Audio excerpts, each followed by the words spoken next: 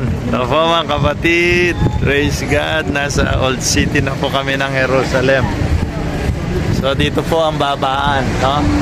So ito po yung nakikita natin. Yan po yung Old City. Ito po. Dito po sila nagpipicture. Yan po yung park. Hallelujah Jesus. Talagang ang sarap ng pakiramdam. No? Pag nandito ka sa Old City. So ito po yung so makikita po natin dito ang kapatid. Ito po yung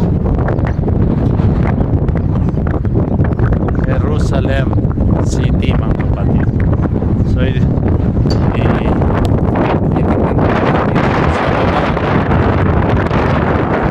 cemetery.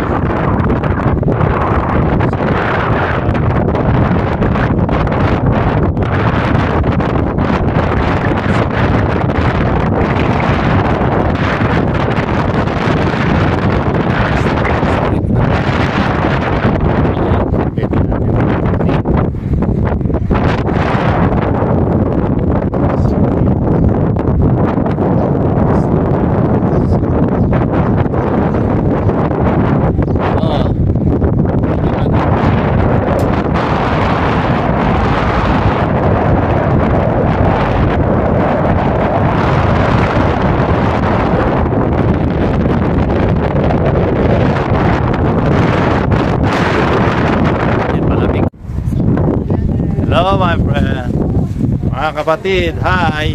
So narito po tayo, no? Itutur namin kayo mga kapatid dito sa Old City ng Jerusalem. So makita po natin yung paligid mga kapatid. So nakita po natin sa pag-ikot ng ating camera. So yan po yung Old City. So this is the old mosque of Muslim. Kung makikita po natin yung kulay gold. So yung kulay gold po doon. O pwede bumaba dyan sa cemetery. Doon ang daan, no? Mamaya bababa tayo.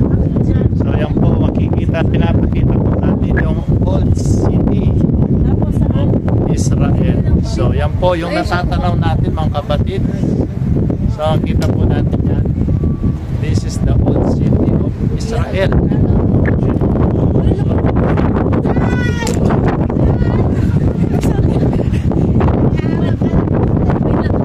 Kailangan din mababa na. Grabe yung grabe yung grabe nakita mga kapatid. So baba naman po tayo hindi po pala dito yung daan. Doon dito daw sabi ni Mader. Hindi, walang daan dyan. Doon Pagbaba mo daw may binapunta dito. Pagbaba natin dito, magbaba daw sa cemetery. Yung sa jet, binanggit siya. May jet Gethsemane ba dito? Gethsemane. Yun doon siya, no? Sa baba. May binanggit pa siya. Maglalakad tayo kaya pagkatapos natin dito, lakad na tayo kaagad.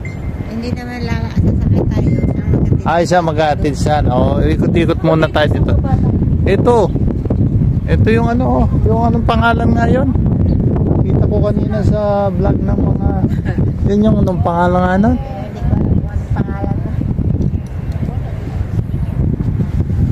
Yan ang dyan pag wala kang tourist guide. So kita natin mga kapatid, no? So napakalakas po ng hangin. So medyo adjust po tayo. Para medyo kahit mataas siya.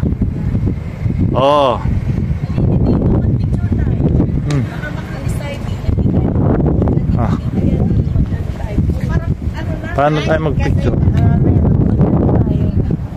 Di ba siya pwede? Pwede siya kaya lang yung mahangin.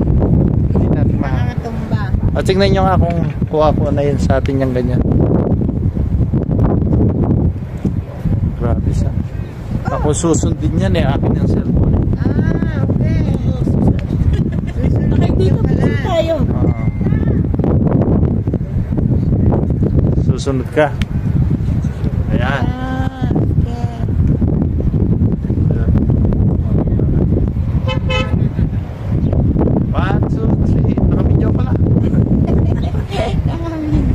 Opo, mga kapatid, sa pababa po kami dito sa ano, galing po kami sa taas, sa may Jerusalem Park ng Old City.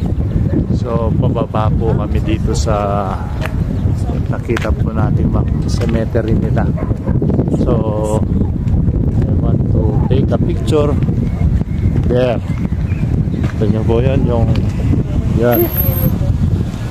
Kaya po ito po mga kapatid, libingan ng mga bayani. So ito po, at baba po kami dito ka kami magpipicture mga kapatid. So, picture po kami sa mga cemetery nila. So ito po, pababa na po kami.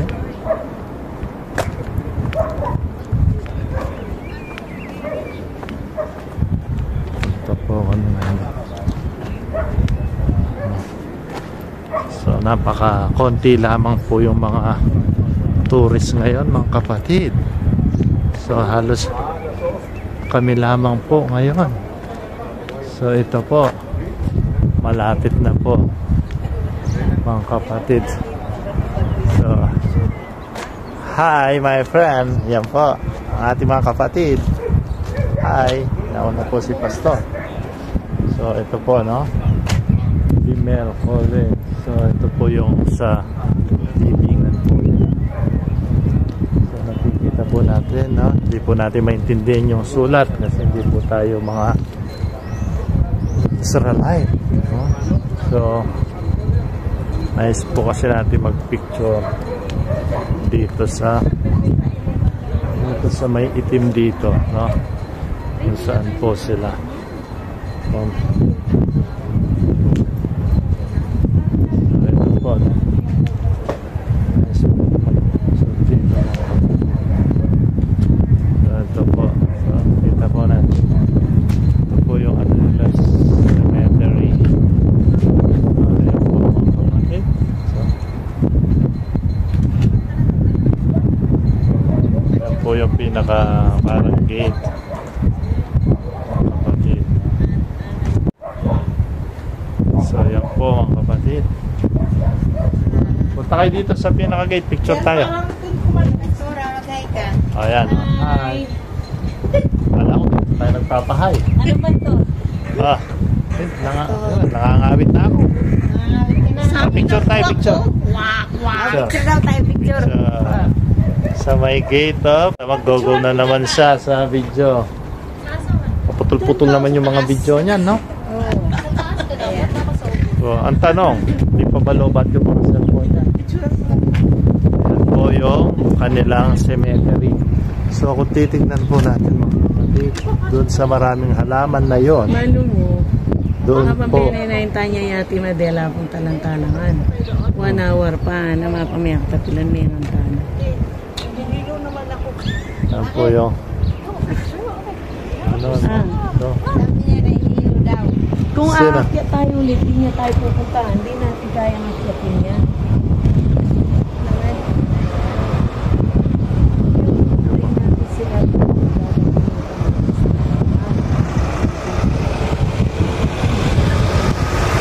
Oh, para sa susunod, Joy, alam mo rin yung Baba na tayo magantay doon. sa may ano, i-ano mo siya, yan po yung mga may halaman na yun, yun po yung Jesus tomb, Mary's tomb, O tara, baba na tayo. David's tomb, doon po yung libingan nila. So bumaba lang po kami dito sa pinaka-cemetery ng Jerusalem o Jerusalem. Yan po yung mga latida nila, nakikita po natin mga kapatid. So I'm going up now Para masabi niya kung alin yung mga to go Gethsemane. So hindi po kayang lakarin kasi po meron po tayong service. Hindi po pwedeng lakarin kasi pag naglakad po tayo, okay lang. But hindi na po kami makabalik pataas kasi malayo na po. Pero kung maganda po pala, Asa ng camera? Eh, hindi naman, naka-private kami lahat eh. Kami parang mayaman kami. Nakatultol lang. Look. Dead Sea. Dead Sea? Here? Oh, really? Yeah, you can see from here. So, I'm going to Red Sea. So, makikita daw natin dito. Tatanawin natin ang Dead Sea, Red Sea. Ah, ito pala, ang dami.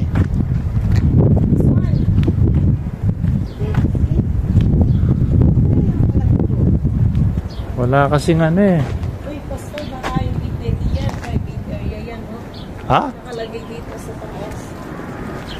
Private kami. Saan yung, yan ang Dead Sea? Baka doon eh, hindi makikita yung dates niya. Mahulog yung cellphone dyan. Kaya mahulog cellphone ko paano ko nakuha Ah, doon. libingan na naman pala ng mga bayani ito.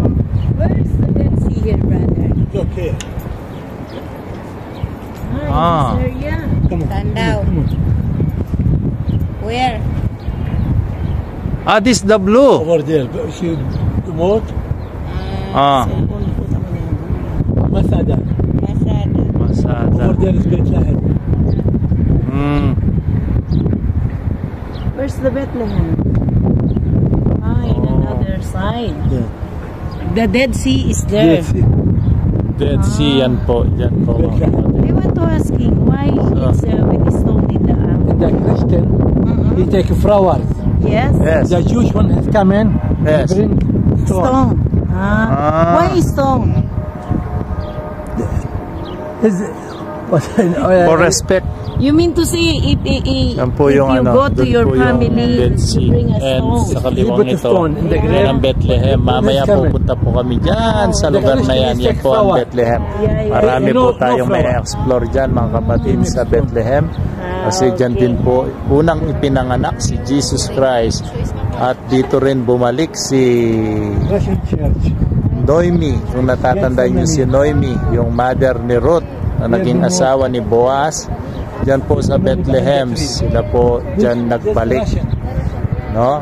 Marami diyan, at saka si King David, kung saan siya inanoint ng anointing oil ni Prophet Samuel. Yan po yung sa Bethlehem. Yan po yung nakatutok na yan. So, actually, malalayo po mga kapatid yung view. No?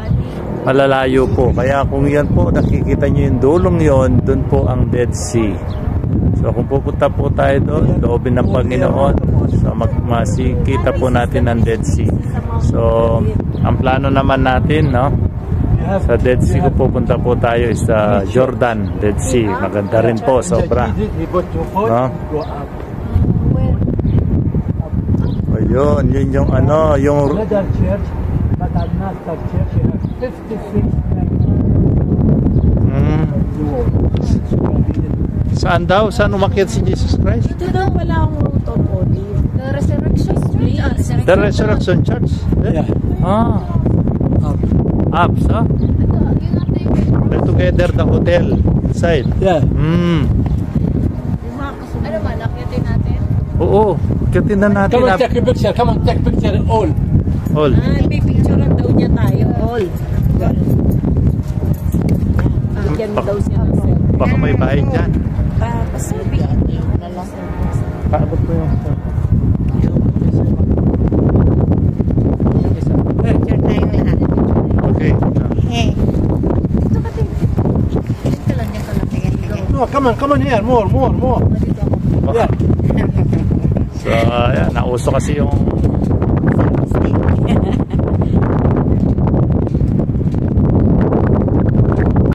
So, alam nyo na pag may tumutulong dyan.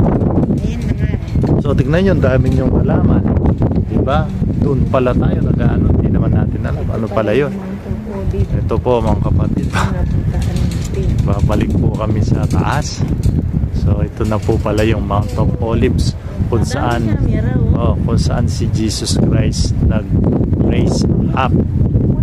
No, Kaya yung sinabi niya na Nung tumaas si Jesus Christ dito po pala sa taas na ito. Ilang church na dyan sa taas.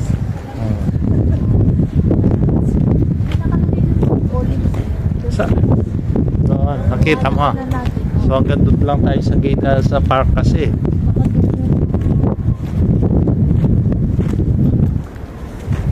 Ayan. Lalakad. Mga camera yan. Rainer yung live. Akyat. Akyat mo pa more. Bakit kaninang bumaba? Hindi yata natin naramdaman yan. Dapat mabun kung masyadong pakakaba. Kaya niya nga mo naman i-upload ang mga kaya nang paputot-putot to marin eh.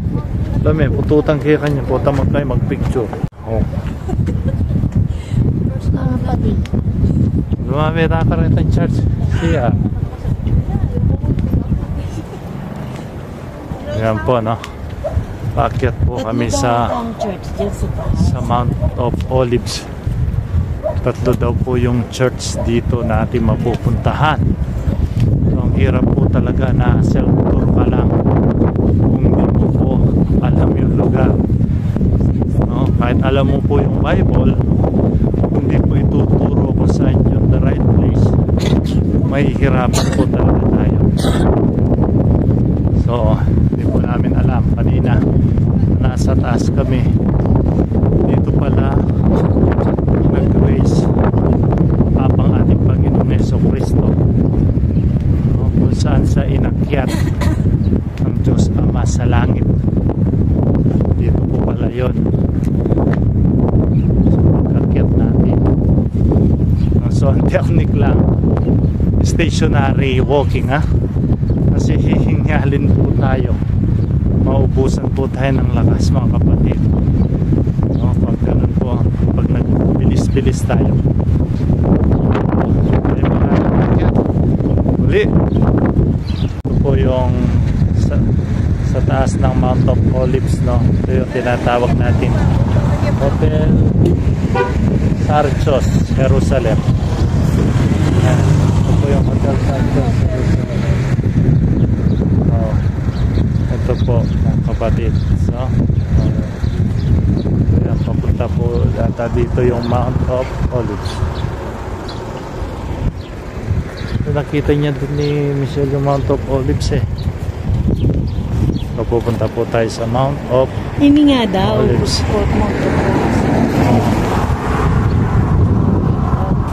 Ano lang yung Lamandaran tourist bus, sir? Ha? Lamandaran tourist bus. Dito sa puno mo. Tara. Ay, ang ganda mal ko. Maka. Para mabuti yung video. So mga kapatid, ito po. Nakapasok na po tayo sa Garden of Gethsemane. So kung saan po nanalangin si Jesus Christ. No, ito po yung Garden of Gethsemane, Jesus Christ, no? Yung prayer niya, yung agony. Dito po siya nanalangin na lumuha siya ng dugo. So, napakaliit lang pala ng ano, para lang siyang square lang sa na garden, kaya pala nasabing garden. So, tignan niyo po yung mga olive tree, mga kapatid. So, napakatanda na po ng mga punong ito, mga kapatid. So, ito po yung bless. Grabe po, ramdam mo yung presensya ngayon dito, mga kapatid. Tunay nga po pala pag nandito ka. Grabe po yung presence ni Lord. No, nararamdaman po natin ngayon, mga kapatid. Grabe, umiikot pa lang tayo. So, isipin nyo po yan, yung string yan, many years. Tignan nyo po yung blessing ng ating Panginoon sa lugaran ito. Many years ang trees na yan. The time of Jesus Christ. So yan po yung mga olive tree kung saan siya nananalangin. Mount of Olives. Diyan siya nananalangin, mga kapatid. So isipin nyo po ngayon, almost 2,000 years ago from now, no, na ang ginawa ni Jesus Christ. So mapapansin po natin, meron po siyang bakod. So hindi na po pwedeng pasukan, mga kapatid, no? So meron pong nasa loob, hindi ko alam kung mga gardener, no, yung mga magtatrabaho. Pero kung titignan po natin ang olive tree, mga kapatid, so very luma. Meron na nga po yung namatay, oh. No, napakaluma po. Sipin nyo po yan, mga kapatid. That time kasi ang lugar na ito, mga kapatid, yan po ay bulubundukin. Hindi po sa ganito city. Kaya po kung walang magtutur talaga sa atin, mga kapatid, dito, hindi natin alam kung ano yung lugar na ito. Kaya napakahalaga po by tourist guide po talaga, no? Except na lang kung talagang maalam po tayo sa Bible. So nakita lang po natin, tinuro, no? The Garden of Gethsemane. Then nung pumunta po tayo, nakita po natin yung mga picture, no? O yung mga live na ito kung saan po nananalangin ang ating Panginoon. So dito po sa gilid niya, meron po siyang church. Ito po, church po ito. So nakikita po natin, church po yan, mga kapatid. Pupunta lang po ako doon sa pinaka dulo niya, no? So ito yung Garden of Gethsemane. So hindi po talaga pwedeng pumunta sa pinakaloob. So talagang pag dinisahir po natin, mga kapatid, kung ni-recall po natin ito na talagang that time na si Jesus Christ ay talagang naghihirap sa kanyang kalooban. So, ito yung lugar na pinuntahan niya. At ito rin yung lugar na kung saan sa pinahuli ni Judas, na kung sino yung nagkanulo sa kanya. So ito po yung lugar, mga kapatid, no? So napansin po natin, napakaliit lang ng lugar niya, pero talagang ginamit ito ng ating Panginoon. So makikita po natin, no? Grabe po yung presence ni Lord dito, mga kapatid. Kaya pala napakasarap pumunta sa Jerusalem, lalo na pag sa ating pagpipreach dito, mga kapatid, ay talagang nararanasan po natin talaga, dahil po alam natin yung about sa Bible. So talagang nararamdaman po natin talaga yung presence ng ating Panginoon dito, no? So itong church na ito, baka ito yung baka ito yung church ng Church of Agony o Magdalene? Agony. Oh. So yan yung diyan nag si Jesus Christ. Yun dyan sa nagpupunta talaga, na talagang, kasi kung titignan na, yan ang puntahan nila talaga, yung pinaka bahay nila na So yan siya, ito talaga ang Gethsemane. Dyan isipin mo, dyan hinuli si Jesus Christ, diba? So picture tayo dito. Ayan, yun yung sabi niyang, yung kalooban mo ang masunod, hindi yung kalooban ko. Yun siya, diba? Nananalangin siya na talagang lumuha ng dugo. So kita po natin yan. So, hindi pala makita kasi nakaharap yan. Ayan po yung meron silang mga plaque na ganyan, mga kapatid. So nakasulat dyan kung ano yung sinabi ni Jesus Christ. This cup pass from me, nevertheless, not as I will, but as thou will. Oh, Jesus.